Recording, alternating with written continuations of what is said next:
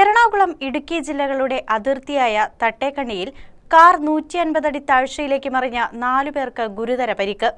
എറണാകുളം വൈപ്പിൻ ചെറായി സ്വദേശികളാണ് അപകടത്തിൽപ്പെട്ടത്.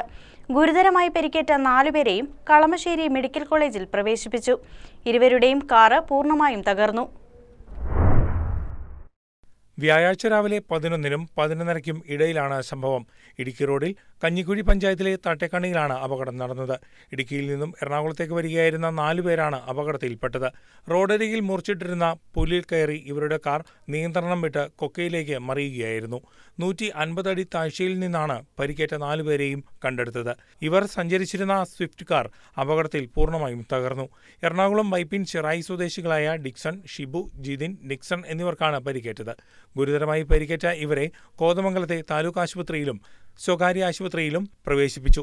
എന്നാൽ പരിക്കുകൾ അതീവ ഗുരുതരമായതിനാൽ പിന്നീട് എറണാകുളത്തെ മെഡിക്കൽ കോളേജിലേക്ക് കൊണ്ടുപോയി. ചെങ്കുത്തായതും അതീവ ദുർഘടാവസ്ഥയിലുമുള്ള പാറകൾക്കിടയിലൂടെയായിരുന്നു രക്ഷാപ്രവർത്തനം. നീരിമംഗലം, അടിമാലി എന്നിവിടങ്ങളിൽ നിന്നുള്ള ഫയർഫോഴ്സ് ഉദ്യോഗസ്ഥർ രക്ഷാപ്രവർത്തനത്തിന് നേതൃത്വം നൽകി.